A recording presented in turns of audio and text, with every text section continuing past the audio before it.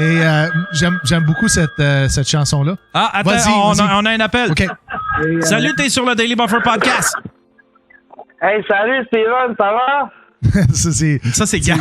C'est quelqu'un que je connais? Ah ouais, c'est Gab Betté. Oh, Gab, comment ça va, mon Gab? Gab Betté? Moi, je le connais. Gab Betté, c'est Hey, un... t'es beau, j'ai le goût de te fourrer, man. Si on va avoir des clics avec ça, ça va être excellent. Gab, t'es à la hauteur de ce que je me rappelle de toi. C'est un gros niaiseux. Comment tu vas, Gab? Hey, ça va bien. Là, il y a du monde qui était comme, hey, on veut que Gab appelle. Fait que là, j'appelle pour m'humilier devant eux autres, là. Hey, t'as-tu... Gab est polarisant sur les réseaux sociaux beaucoup. Ouais. Mais il est polarisant, genre un pôle. Tu sais, il y a pas d'un pôle. Il est polarisant un pôle. Mais en même temps, je l'ai toujours dit, Gab a une façon de penser puis de réfléchir qui est complètement différente des autres. Puis on a besoin, je veux pas dire qu'on a besoin de ces niaiseries à tous les jours, mais de penser autrement. On devrait avoir le droit de s'exprimer aussi. Et je trouve des fois que les gens manquent d'ouverture avec Gab et aussi plusieurs personnes connaissent sa situation précaire. Des fois, quand tu es en situation précaire, tu peux vivre des choses qui sont difficiles. Puis, Gab, il parle du cœur. Gab, il sent... il parle du cul aussi, des fois. Il parle du cul. Écoute... Gab, il est allé... Faut que tu nous racontes ça. Il est allé... Parce que, tu sais, là, il y avait de la misère à se trouver. Il venait de perdre son emploi à Ninkasi parce qu'il était DJ il était animateur de karaoké. Ouais. Il venait de perdre son emploi. Ce qui est très drôle. Là, il y a c'est François Lambert qui a écrit. Qui est allé chanter au karaoké. Non, qu'est-ce qu'il a écrit, Gab, François Lambert? Je me rappelle plus, j'avais juste le goût de me pogner avec lui, genre, puis il est facile à se pogner avec. Mais, tu sais, complètement random, Gab, il dit, François Lambert, il écrit quelque chose genre, il félicitait une employée du mois. Il y avait une employée qui appréciait beaucoup, puis là, il disait, elle travaille fort, puis c'est l'employée du mois, puis je l'aime beaucoup, puis tout ça. Gab, out of nowhere, sorti de son cul, c'est genre, il venait venir vivre son licenciement. Puis là, genre, j'espère que tu traites mieux les employés que certains hosties qui traitent les employés comme de la merde. Puis là, t'as François Lambert qui fait comme, tabarnak, qu'est-ce que j'ai fait, hostie, pour mériter ça? Gab Betté, il dit, voyons, quel hostie de commentaire insignifiant. Non, je sais pas, Gab, corrige-moi si je me trompe, mais est-ce que ça se peut de façon intrinsèque que des fois, t'essaies de te mettre dans des conflits parce que tu te sens vivant au travers de ça, parce que ça apporte des émotions qui balancent un peu des fois de la difficulté? Aucunement exprès, je suis juste... non, sans faire exprès, de façon inconsciente. J'imagine. Il est belliqueux, en fait. Il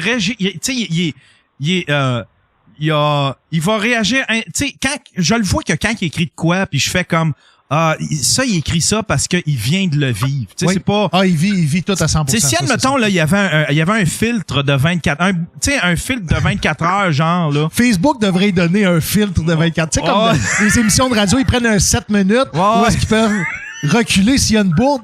Devrait avoir ça avec Gab Betté. Ouais, c'est ça.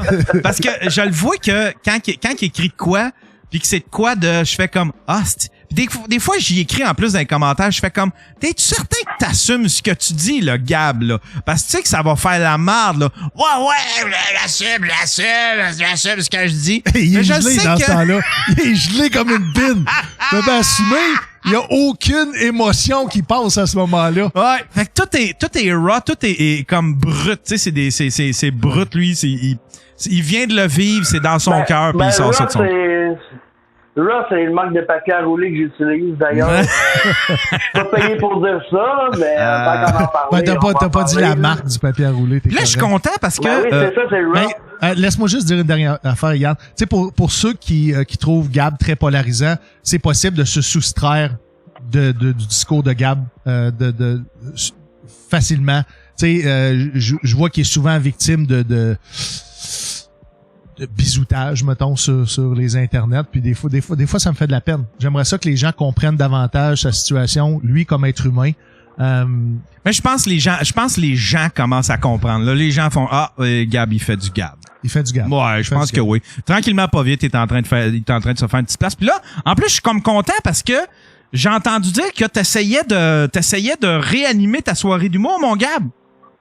Ben là, je commence à essayer de faire la paix avec ceux que j'appelle la clique. Ah ouais, tu parles de ton père et ta mère? Je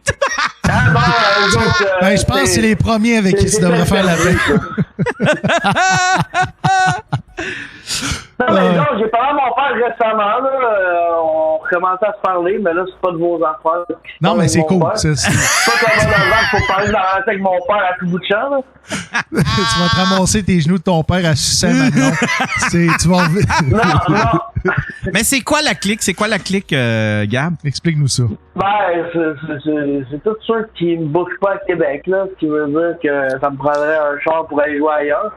C'est encore le sujet du char. Mais gars, mais c'est-tu vraiment une clique ou c'est parce que tu t'es un peu... Ben, je pense que j'ai un peu... Regarde, je vais faire avec mes corps, là. Je me suis peut-être un peu mis dans la merde, mais la conséquence est proportionnée à la faute. Ouais, c'est sûr que quand t'es dans une petite ville où est-ce qu'il n'y a pas beaucoup de soirées d'humour pis t'es pas appelé ou t'es pas accepté. Non, c'est ça. Ça peut être difficile d'envisager de faire ça de sa vie, tu sais. Surtout à Québec, les humoristes de Québec, j'en connais plein, là, tu sais, les jeunes, là, pis ils ont, tu sais, Gab se sent exclu d'eux autres, mais eux autres se sentent exclus de Montréal. Tu sais, tout revient à Montréal. Ouais. Tu sais, même du monde de l'Outaouais, des humoristes de l'Outaouais, ouais, tu sais, qui se sentaient exclus de... Tu sais, tout revient à Montréal, si on veut, mais avant, c'était la plaque Gab. Tu sais, ceux que tu penses qui t'excluent, ils se sentent exclus eux-mêmes. Fait que je pense que c'est comme un cycle. Mais je suis content. Là, vas-tu leur refaire ta soirée? Ben là, je sais pas quand. Steven, ça te prend-tu qu'on fasse ça à deux? Moi, tout seul, je suis capable de venir. En fait, je travaille sur un projet de soirée d'humour à Pintante. On va s'en parler. Ah, tu travailles sur un... Qui ça, Gab, ça? Non, moi. Toi, à Pintante? Moi, j'ai un client en corpo qui veut partir d'une soirée d'humour. Il est en comptabilité. Il a un budget. Il est super intéressé, passionné par la chose, mais il fait pas de stand-up lui-même. Et on va essayer de supporter là-dedans pour produire une soirée d'humour. Ouais, mais c'est pas mal ce qui écarte tout le monde sur les internets, c'est quand tu commences à quêter de l'argent à tout le monde. À part, Yann t'en envoie de temps en temps, mais c'est pas suffisant. Je pense que devrait te partir un Patreon où c'est que je sais pas. Moi, j'en ai un Patreon. Allez vous inscrire comme ça, vous pourrez m'acheter une corde puis un tabouret. Attends un petit peu, là. Faut pas prendre tes propos au deuxième niveau. Gab, est-ce que t'as des pensées suicidaires? Ouais, t'as-tu dépensé? Pas tout. Parfait. Non, on a réglé ça. Sinon, il a fallu que je fasse un contrat avec toi à la radio parce que je sais pas si tu sais, t'es live. Sinon, je me ramasse dans le Journal de Montréal demain à avoir ignoré des signes de quelqu'un qui avait dépensé. Là, tu aurais fait passer. Ouais, c'est ça. En tout cas, si tu te suicides, fallait. Attends un peu avant de te suicider parce qu'on va passer pour des crises de marde, là. Ouais, mais le podcast... On va passer pour du monde qui a ignoré les signes, fait qu'il faut que t'attendes au moins 2 ans. En même temps, le podcast va devenir populaire. Hein? Le monde qui dit qu'ils vont le faire, ils le font jamais. Ben, mais là, je reviens à ta soirée d'humour. Tu vas-tu la faire? Ben, c'est ça, faut que je trouve quelqu'un m'aider à produire parce que j'ai définitivement pas de cash pour produire ça. Ça va être la recherche de commentaires. Mais comment ça prend du cash? Tu peux pas, genre, splitter... tu peux pas y aller avec... je connais pas ça, mais Yann, tu sais, la règle non écrite qui dit que en région, on doit payer au minimum 10$ la minute pour les humoristes, indépendamment du calibre. Et si t'as pas les entrées nécessaires ou les commandites nécessaires à payer les artistes, c'est soit tu vas faire un prêt à la banque ou soit tu vas... tu prends une perte à chaque semaine. Ouais. Gab peut pas prendre de perte d'évidence. Ben non, pauvre lui. C'est drôle parce que, tu sais, on est en train de bifurquer de sujet, mais j'ai vu, il y a un groupe Facebook qui s'appelle Les Humoristes Associés. Oui. Puis j'ai vu un thread passer, puis ça a l'air d'être la grosse affaire, ça, genre payer les humoristes, tu sais, parce que c'est un thread où est-ce que la personne, je le nommerai pas, mais la personne dit, j'ai vécu de quoi là, il y a un propriétaire de bar. qui a annulé toute la saison d'humour parce que il s'est aperçu que les soirées open mic t'avais pas besoin de payer le monde trop cher.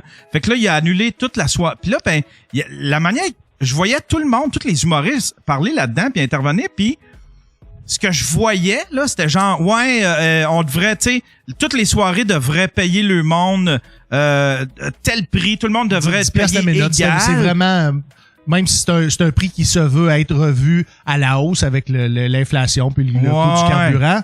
Sauf que, puis ça, ils considéraient, ben, mettons, je vais dire, le circuit des bars à Montréal, le circuit des humoristes à Montréal considérait qu'en région, on devrait payer ce prix-là parce que l'humoriste se déplace en région. Mais quand tu fais le constat de tout ça, à Montréal, dans certaines soirées, ils ne payent pas 10$ la minute pour les humoristes de région qui s'en vont converger vers le centre-ville pour aller jouer.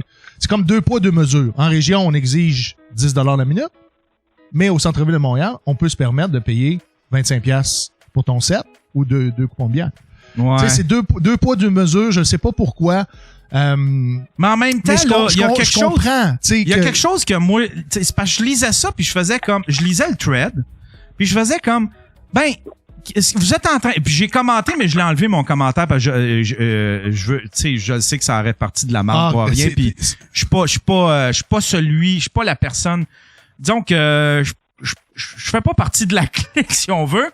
Fait que je sais que mon commentaire, mais ce que j'ai commenté, j'ai écrit, Chris, ce que vous faites, c'est littéralement de la collusion. Vous êtes en train de dire, toi, t'es mieux de payer. Puis il y a même des organisateurs de soirées d'humour qui se font intimider puis qui se font dire, hey, toi, je vais te barrer parce que je fais comme, ben voyons, vous essayez de normaliser un produit qui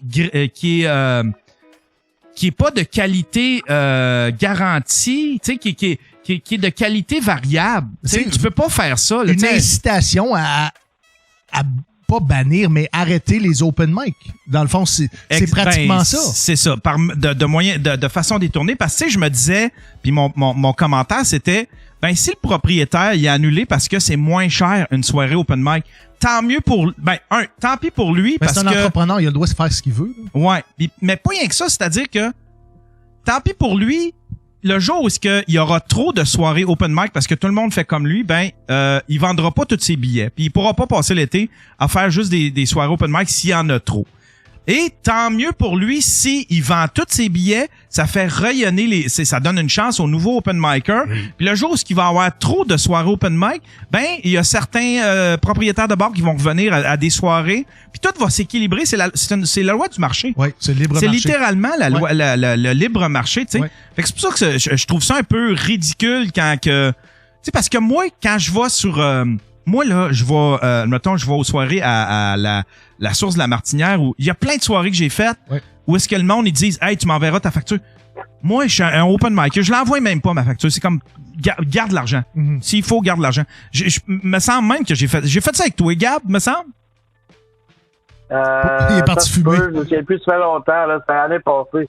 Ben ouais, qu'est-ce que t'as fait avec cet argent-là? T'es allé t'acheter de la boisson? De la drogue? Non, man, je me suis sûrement payé un shish karaoke à la fin de la soirée, là. Non, mais je t'encourage à la repartir, man, ta soirée d'humour. Du moins d'être impliqué dans une soirée en collaborant avec quelqu'un. Moi, je pense que quand tu te pars une soirée d'humour, t'es nouveau dans l'industrie. Tu dois d'avoir un partner parce que des fois, ça se peut que tu sois malade, ça se peut que tu aies besoin d'aller travailler, ça se peut que tu aies des obligations familiales qui fait que tu peux pas être là, tu peux pas t'en occuper, tu peux pas faire la promo ou la vente de billets. Donc, partez-vous une soirée d'humour avec un partner. C'est beaucoup plus facile. Puis, vous allez, apprendre à collaborer avec un autre humoriste dans un... Puis là, encore une fois, on parle d'humoristes qui font de la production de soirées d'humour, mais c'est possible aussi de trouver un producteur qui va produire une soirée où est-ce que tu vas être l'animateur ou le chroniqueur ou que c'est simplement ta soirée, tu t'occupes du booking, tu vas collaborer avec les autres humoristes. Puis un open mic peut commencer open mic, puis au fur et à mesure de la qualité du produit, se transformer en soirée d'humour, en soirée headline ou en soirée payante. Tu sais, chaque marché est différent, chaque coin du Québec est différent. Donc, il n'y a pas une recette exacte pour tous les soirées d'humour au Québec. Faut y aller avec le marché, faut y aller avec les établissements. Puis même, tu sais, de ce que j'ai entendu, il y avait une volonté de canceller des établissements qui voulaient pas contribuer ou payer suffisamment. Non, c'est ça. Chris, c'est mafieux, ça, là. C'est la mafia qui fait ça. C'est les vieux syndicats des années 70 qui font ça, là, tu sais, qui arrivent avec des bâtons de baseball. Avec nous ou contre nous. Ouais, c'est ça, tu sais. Je trouve puis là j'ai fait ce que vous faites, c'est littéralement de la collusion, puis vous allez tuer des soirées open mic pour absolument rien si vous faites ça là, si vous avez deux soirées où est-ce que j'ai été témoin que le jeune humoriste open micer voulait produire une soirée. Il y a eu beaucoup de pression qui a été mise sur lui parce que dans les deux cas c'était deux hommes et la soirée n'a jamais vu le jour parce qu'il y avait la pression de donner 10$ la minute et c'était fait dire si t'es pas capable d'accomplir cette nécessité-là que, on va dire, l'industrie oblige, reste chez vous.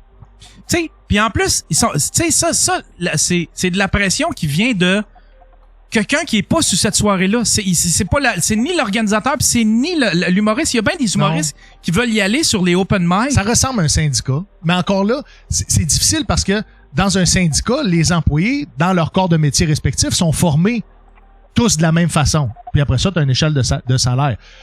Mais dans l'humour, différents types de soirées, différents humoristes, il n'y a rien d'homogène. Non, rien d'homogène. C'est ça. Puis tu peux pas charger le même prix. C'est pas un billet de Céline Dion vaut pas. Tu sais, c'est comme moi, je peux pas charger le même prix admettons si je chantais, je peux pas charger le même prix que Céline Dion va charger pour ses spectacles. Tu sais là, c'est complètement. Martin Matt, ça va animer une soirée d'humour flambant neuve. Attends-toi à ce que les billets, tu vas les payer. Ouais. Puis tu vas être content de les payer. Ouais. Mais si tu as une autre soirée qui est animée par quelqu'un qui est nobody, puis en plus qui est nouveau dans le métier, ben attends-toi à payer moins cher. C'est pas le même produit. Ouais. Non, exact. C'est pas la même réalité économique. Exact. Mais Gab, c'est tout un animateur. Lui, il pourrait charger un 60$ par billet. Hein, Gab? Ben, payer 60$ dans la gang de calice.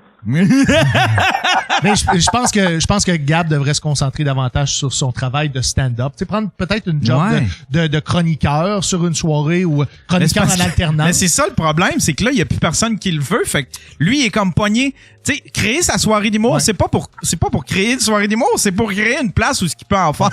moi, je pense que Gab, je sais pas si tu y as déjà pensé. T'as déplacé à Montréal. Parce que tu sais c'est beaucoup moins homogène. Il y a beaucoup plus d'opportunités. Je pense que tu y trouverais ton compte. Qu'est-ce qui t'a bouger complètement à Montréal? Qu'est-ce qui te retient à Montréal? Sans vivre au centre-ville, tu sais, mettons Laval, Longueuil avec le métro, tu te rends au centre-ville facilement. Ouais, qu'est-ce qui te retient à Québec, Gab? Hey, j'ai même pas d'argent pour payer le pass d'autobus juste pour me promener à Québec. Fait un déménagement à Montréal, oublie ça, man. Ça me prendrait, faudrait que je vende un de mes reins, là. Non, mais c'est sûr que si tu demandais à l'aide du public pour déménager à Montréal, tu dois pas avoir, je sais pas, moins 53 pieds de stock non plus à déménager à Montréal. Il y a peut-être des choses que tu peux te départir. Il y a sûrement moyen d'arriver à tes fins, mon Gab, avec l'aide des gens. Ça prend pas nécessairement de l'argent cash, mais des fois, juste l'aide d'amis ou de la famille ou ben tes prochains collaborateurs pourraient t'aider à déménager là. D'après moi, si t'étais capable de te retrouver à Montréal, d'après moi, tu serais capable t'aurais beaucoup de possibilités en termes d'emploi. Tu pourrais te trouver un emploi quand même assez facilement. Puis tu pourrais soit t'organiser une soirée ou tu pourrais te faire inviter sur des soirées assez facilement, tu sais. Moi, je pense en tout cas. Ouais, c'est ça. C'est dans me rendre là. Mais là, l'idéal, là, ce serait que je me pogne un char. Que j'ai un char, que je puisse me déplacer. Puis moi, si je pense que tu devrais... il y a toujours le tuyau, genre, dans l'exhaust, dans le char. Ça règle les problèmes après. Moi, je pense, Gab, c'est une mauvaise décision. Une voiture, c'est pas un investissement. C'est une grosse dépense. Et je pense que tu devrais favoriser le transport en commun et de vivre dans la métropole, faire en sorte que tu peux te rendre partout avec la même crise de passe. Je pense que ça... c'est comme si un docteur économique. Comment? C'est comme si un docteur te demande... Un char électrique. C'est comme si un docteur te demandait comment je peux vous soulager, monsieur. Ah, ben, il me semble que $1 million, ça me ferait du bien. J'aurais moins mal aux genoux.